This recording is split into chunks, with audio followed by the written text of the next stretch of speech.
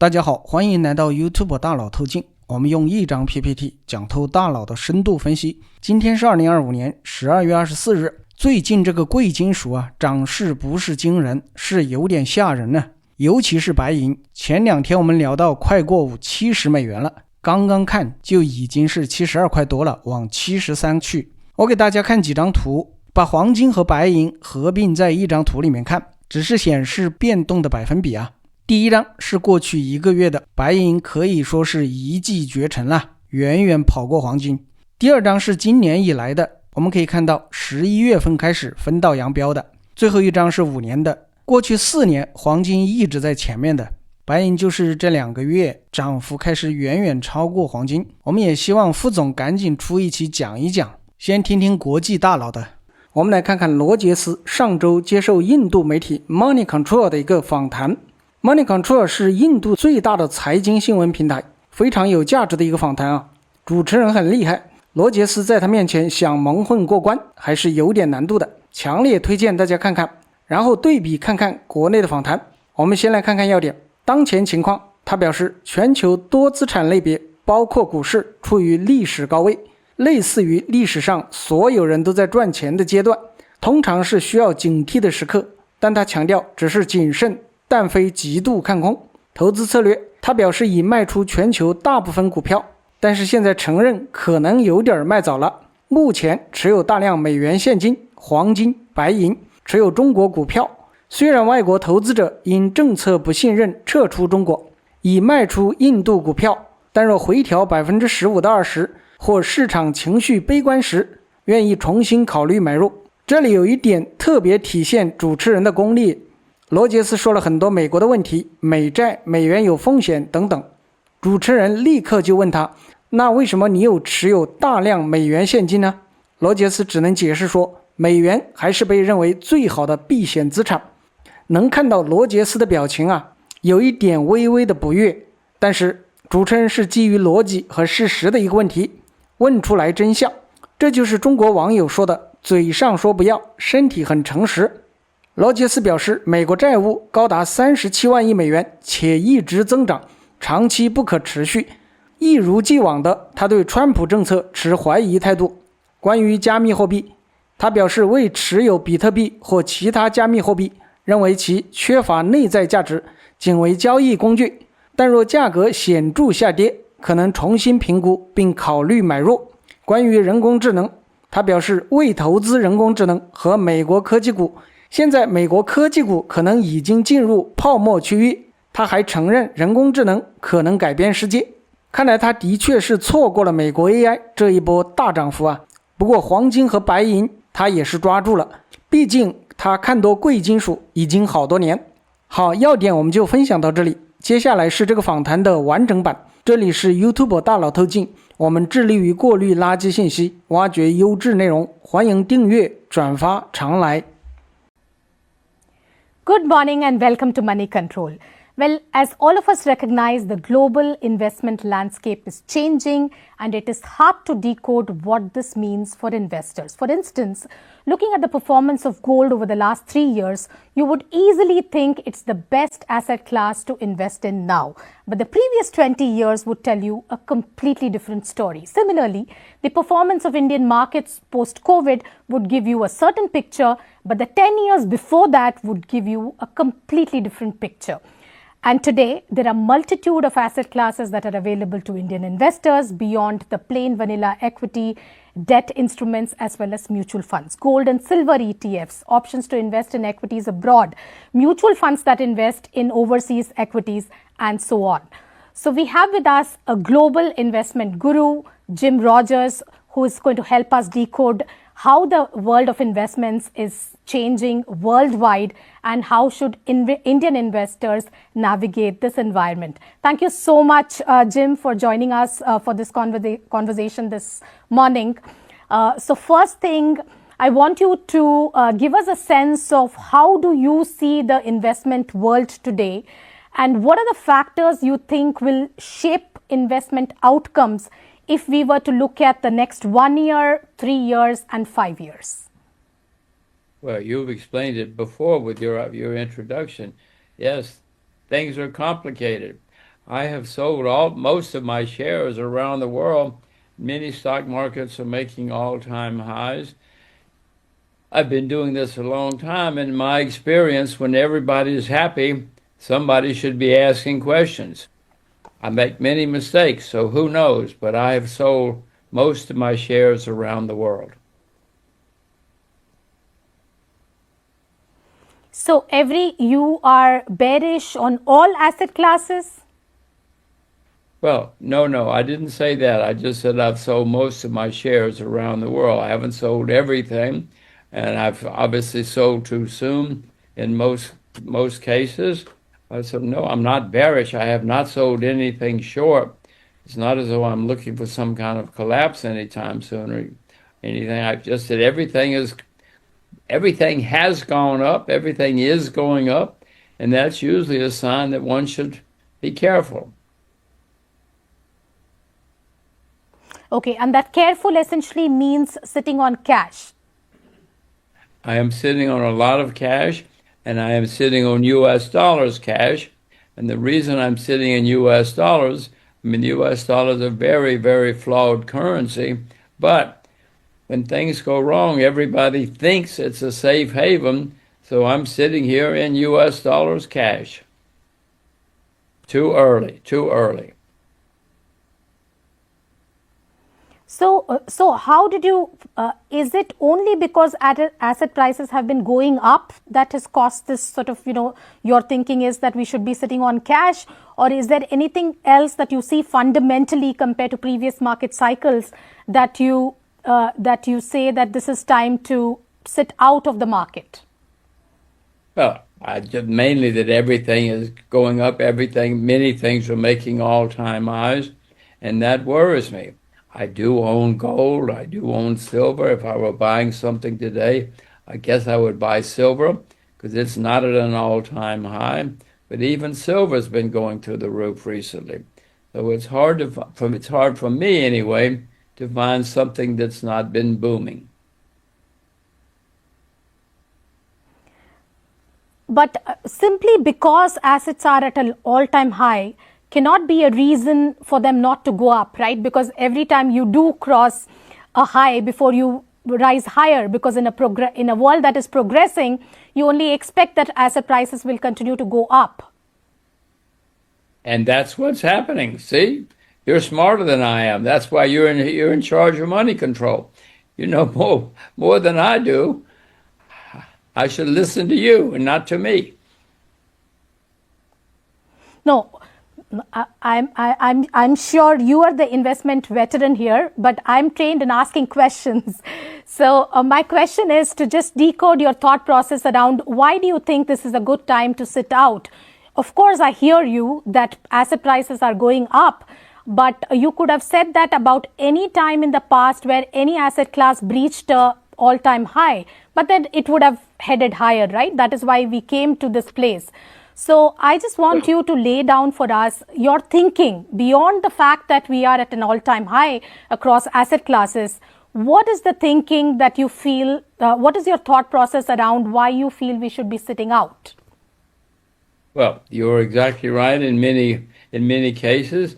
I will just repeat that the U.S. stock market, which is the biggest and most important, has been going up since 2009. This is 2025. Never before in world history has the American stock market gone up for such a long period of time. Maybe it's going to go on forever. Maybe I've completely lost touch with the world. But I have never known things to be so good so long, and it's not just in America, it's nearly everywhere in the world.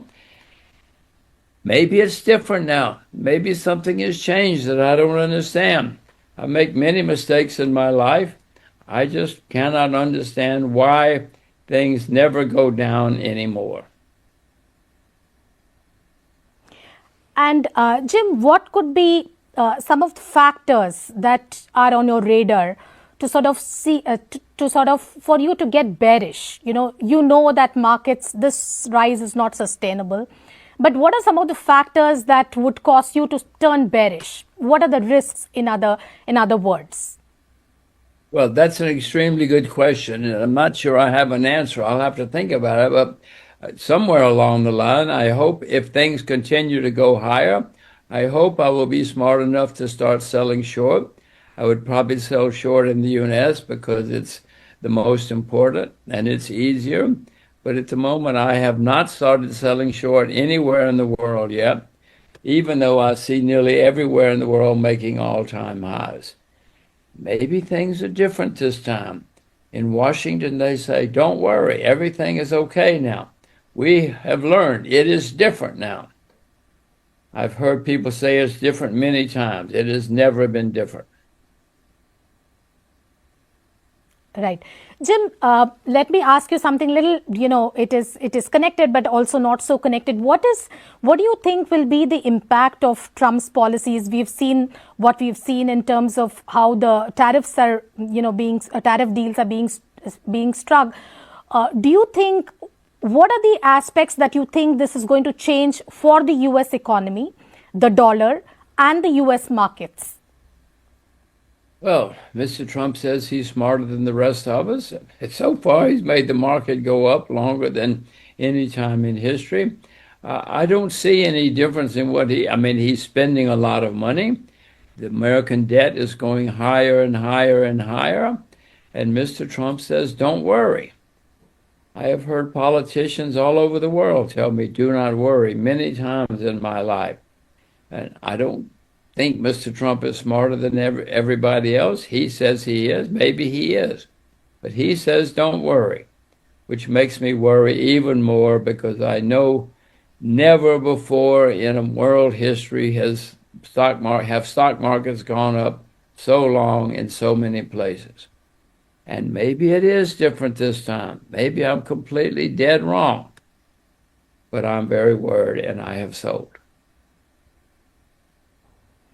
Okay, so you say that you are sitting on a lot of cash and you are sitting on US dollars essentially, right? And you are also saying that you are not bullish on the US economy, am I right? You seem to be skeptical about Mr. Trump's policies. I guess the word is skeptical. That's a very good word, yes. It's been going up for so long, never before in history. I know that the U.S. has huge amounts of debt. The debt is getting higher every day. Never in world history has a country been so deep in debt, and the debt goes higher every day. But Mr. Trump says, don't worry, it's different now. So how do you see this debt crisis really unwinding, the US debt, which has been talked about for many, many years. Now, of course, at 37 trillion, it's a huge number. How do you see this unwinding? What kind of repercussions which will it have on global markets? And what does it mean, more importantly, for the dollar itself? Because you are saying that you are sitting on the dollar, on the currency of an economy which has piled up this huge debt. That's extremely good insight. Yes. The reason I own U.S. dollars is because people around the world think that the U.S. dollar is a safe haven for historic reasons. I mean, I know the U.S. is the largest debtor nation in world history, but everybody thinks that the U.S. dollar is a safe haven, so I own U.S. dollars. If you have a better currency for me to own, please tell me what it is. But at the moment, I'm sitting here with a lot of U.S. dollars. I've sold nearly every stock market in the world because nearly everybody is making all-time highs. Now, in my experience of investing for a long time, when everybody's happy and doing well, it's nearly always been a time to ask questions and be worried. So I have sold, but I have sold too soon. So maybe you should not listen to me. I sold too soon. Right.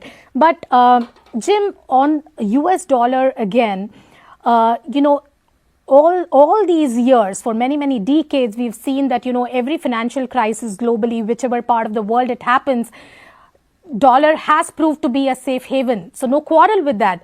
But the fact that we are also talking about the US debt crisis, why would you think that it will continue to be the safe haven? Why should people pile on to the US dollar? That means that despite the debt crisis, you do believe that investor behavior towards the US dollar and US equity, US assets will not change. That's an extremely good insight. That's why you're doing your job and I'm not. That's why money control needs you, because for whatever reason, historic reasons actually, the US dollar has been the world's safe haven. It has been the place to go. It's the largest economy in the world, the largest currency in the world, but it's also now the largest debtor in the world. Now, I own US dollars for the reasons I just explained. I cannot defend it intellectually. If anything, I should be selling US dollars, but I know that everybody in the world, when there's a crisis, goes to what they think is a safe haven, and still, I hope that people still think the US dollar is the safe haven. I repeat, the US is the largest debtor nation in the history of the world, and the debt gets worse every day. We're heading towards some kind of crisis. Eventually, I don't know when, that's the problem, eventually in the US dollar. But in the meantime, I own a lot of US dollars because the world thinks it is the safe haven. And what is your take on gold? Do you think this rise is sustainable? Because in the end, gold's rise is essentially, because some part of it, in fact, all of it is because people are getting more and more bearish on gold, also because of the geopolitical scenario that is emerging. Well, I own gold, as I said. I'm not selling my gold. I'm not buying it now because it's at an all-time high. I bought more silver recently. Silver is still not an all-time high. If I were buying something today, I would buy silver, but even silver has recently been going straight up. I do own silver. I did buy more silver recently. I'm not selling my silver. I'm not selling my gold. I hope that my children own my gold and my silver someday. Everybody should have silver in the closet, gold under the bed. But in the meantime, I am not buying either because they're both have been going straight up. But I'm not selling either. I hope that I always own my gold and my silver. I learned that from India. Understood. Have you ever been to the market in India? My gosh, Indian women are very, very smart. They've been buying gold and silver for centuries. But Jim, how do you determine what is the correct price of gold? You say that it is at an all-time high and you don't want to buy more gold. But gold, unlike equities, doesn't have intrinsic value, right? There is no earnings power for this. It's not a productive asset. It is sheer demand-supply dynamic that determines the price of gold. So how do you determine this is a good price to, buy or sell or simply, stop or do nothing? How do you arrive at that? The fact that now you've decided you will neither sell your gold nor will you buy more, is that driven by your personal portfolio position, that you're comfortable with the allocation you have? Or is there any way of looking at the right price, if I may say, of gold? You're asking extremely good questions. That's why you have your job at Money Control, and I don't. I don't know what the right price of gold is, but I do know that gold and silver for hundreds of years have been a place that everybody in the world recognizes as value. You remember Jesus Christ? Jesus Christ was sold for 30 pieces of silver. That was hundreds of years ago. Gold and silver have always, around the world, been very valuable, considered valuable by people. Now, maybe the world has been wrong for hundreds of years. But I own gold and silver because in my reading of the world and history, people always think that gold and silver are valuable. I own it. As I say, I don't know the right price. I am not selling now. If they go down, I hope I'm smart enough to buy more. But I'm not buying either right now because both have been going up a lot recently. If you know the right price, please don't announce it on the air. Send me a private email and tell me when to buy more. I want to buy more. I do not want to sell. No such luck, Jim. I'm only looking for answers from you. So you said if it goes down further, you would buy. What would be that level? I mean, what would be that level where you will turn a buyer in gold? Well, I don't have an answer to that. I will just tell you that my judgment usually is that when I see despair and everybody unhappy in a market, that gets my attention. So if I hear on TV that everybody's negative on gold or everybody's negative on silver, then I hope I would be smart enough to buy more. It really depends on the attitude or the feelings in the market more than anything else. I don't have a price. At the market, I hope the market will tell me what to do. Understood. And you said you were invested in both gold and silver. Yes. I own both. I've owned both for many years. And silver. So one of the things is silver has not done, it's been a bit of a disappointment. Silver has not done as well as gold. In fact, nowhere close. Why do you think that is? And why do you think a catch-up rally? A lot of people are saying that there should be a catch-up rally in silver. Why do you think that should? Why hasn't it happened so far? Why do you think it will happen in future? Well, I have no idea why it hasn't happened so far, but I do know that for thousands of years, both have done very well. Both have considered by the world places to store value, places of value. So that's why I would buy more silver if I were buying either today. I don't know why silver has not done as well as gold. Doesn't matter to me why. The facts are silver is still down from its all-time high, while gold is making an all-time high. I own both. I'm not selling either. Everybody, by the way, I will say again, everybody should have some gold and silver in the closet, because for thousands of years, they have both been considered great value.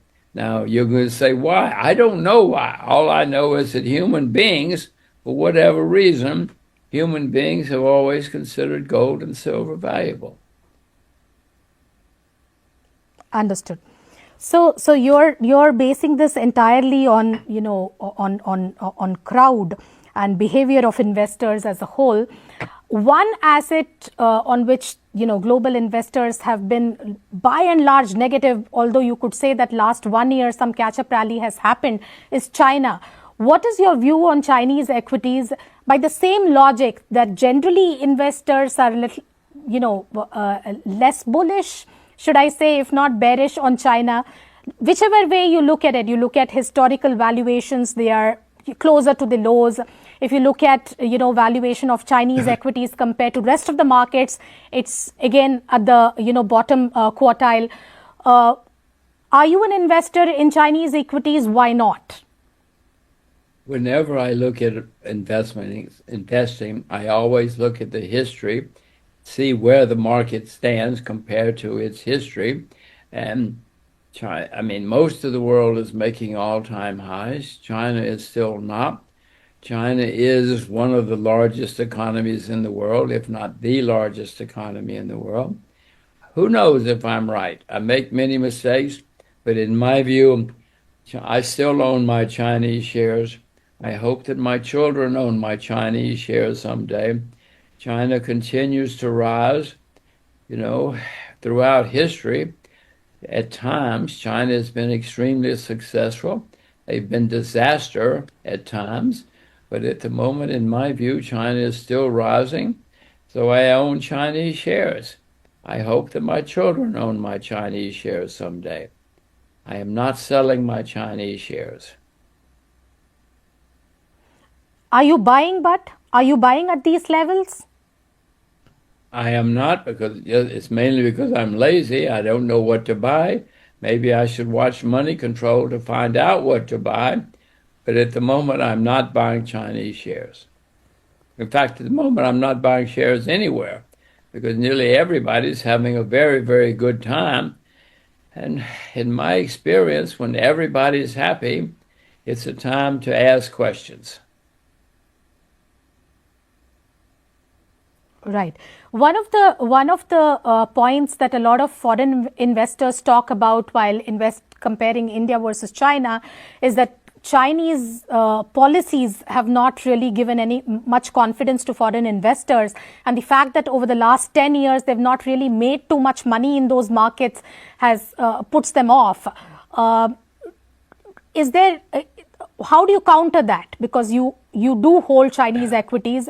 How do you fight this perception? Well, when you say that people are not happy because they have not made money in a country, that interests me. I want to be in a place that people are not happy where they have not made money. If they have not made money, maybe they will make money in the future. So, I mean, China's been around thousands of years, so has India. I have no idea, but as far as I can see, China is on the rise again. China has been a very extremely economy several times in the past few thousand years. In my view, it's happening again. I make mistakes. I hope I'm not making a mistake. But China is one of the few places where I still own shares. And if you tell me some good things to buy in China, I would probably buy more. I am not buying more right now. It's just because I don't know what to buy. Sure. Jim, what is your take on India? Because at the beginning of this year, everyone was expecting that we will have a deal with the US, an early deal and also a lucrative deal, which has not happened. What has happened is quite the reverse. What is your take on India as an economy and also on the Indian markets? That's an extremely good question, extremely insightful question. I've invested in India many times in my career, but for the first time in my life, I think I have the view that in Delhi, people understand that success is good. You know, always people talked about they wanted people to be successful, but Nehru and Gandhi, they didn't really mean that. They didn't like successful people. But for the first time in my life, in my view, in India, they want people to be successful, they want people to be rich, and they understand that success is good for India and for the world. So if I'm correct, there's a dramatic change in the thinking in India, and that's, India's got lots of very smart, educated people.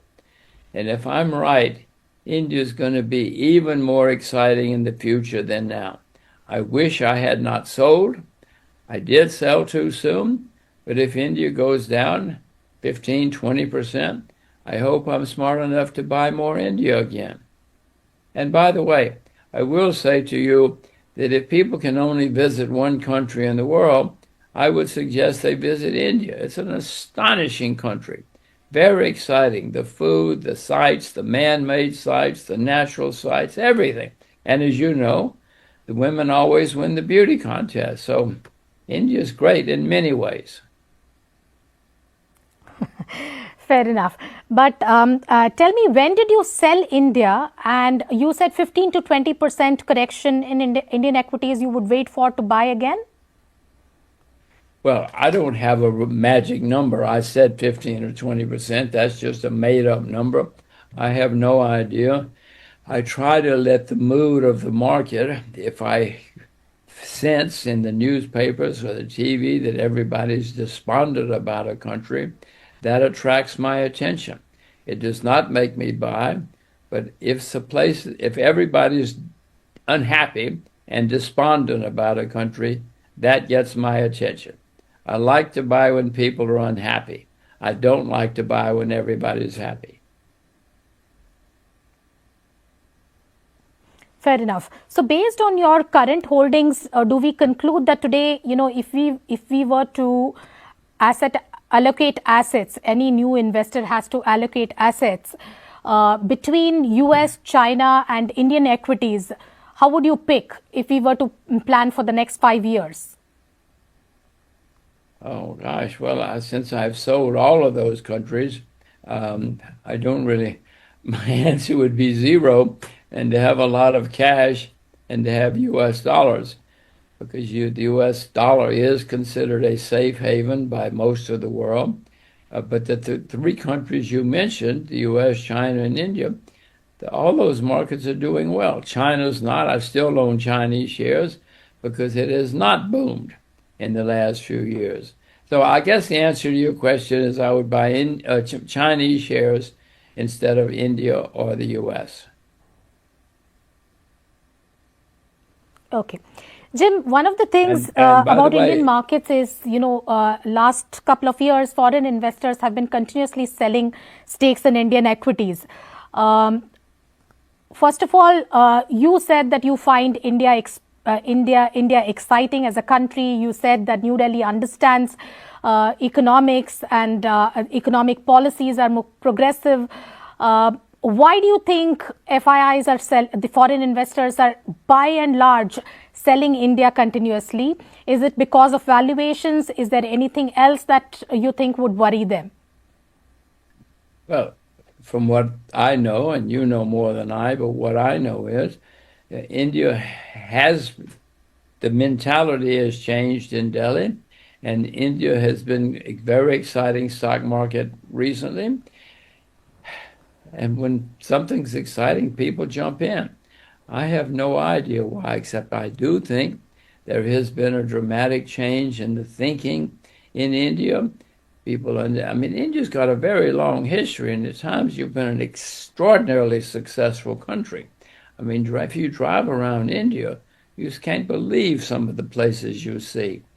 It's always been that way, but there's been despair and failure at times in India. In my judgment, India now, for the first time in my investment lifetime, understands and is going to be a very exciting place to be, both to live and to invest in the future.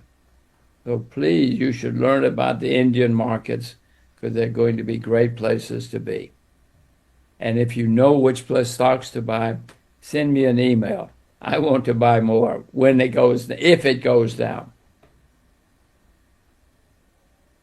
Fair enough. One or two final questions, Jim. What is your take on Bitcoin? Because it seems like there are quite some favorable tailwinds out there. Trump's policies, of course, are also supportive. Lots of big banks in the US are now suggesting cryptocurrencies, Bitcoin, as part of asset allocation. Do you think it changes the narrative? Does it deserve some portion in individuals' portfolios? How are you playing it? Well, I don't own any Bitcoin or any of the cryptocurrencies. Another mistake I've made in my life. But you have just said it. Most people in the world are now investing in cryptocurrencies, including Mr. Trump. And as far as I can see, if they go down, I should always re-examine my approach.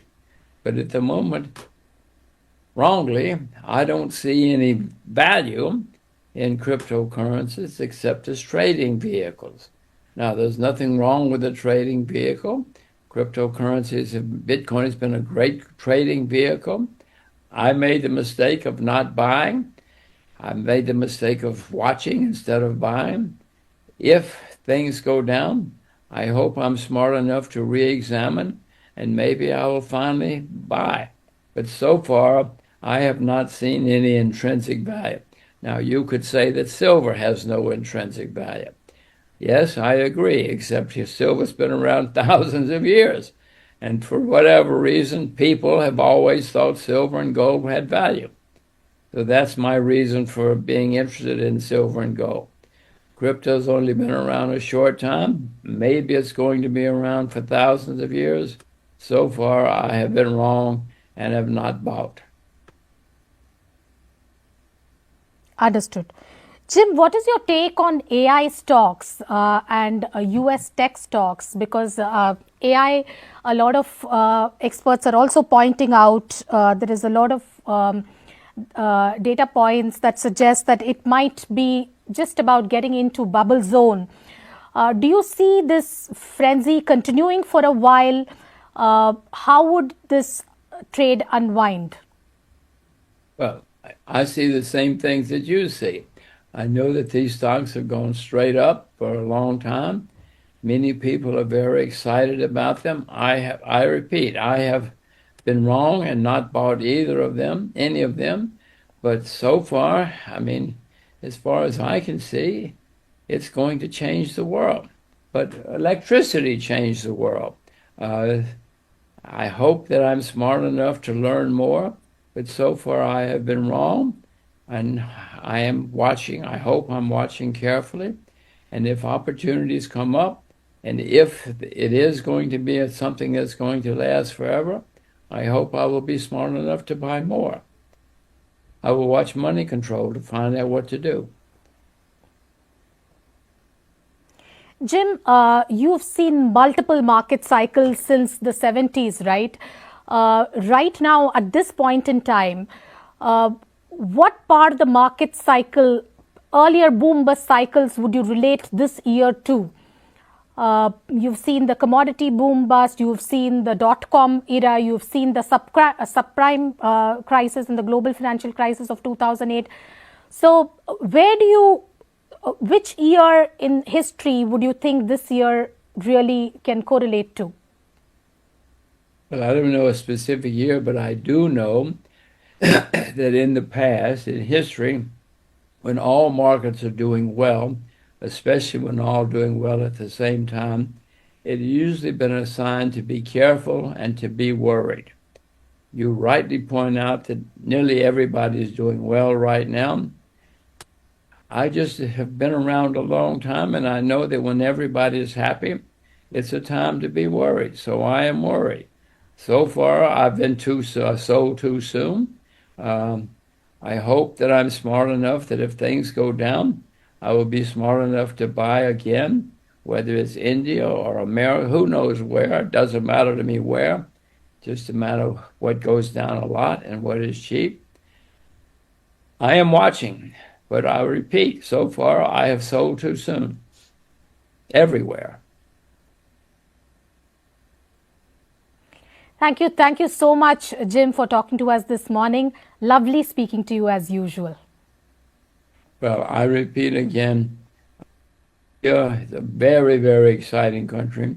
I tell people many places, if you can only visit one country in your life, it should be India. There's no place like it. It's astonishing.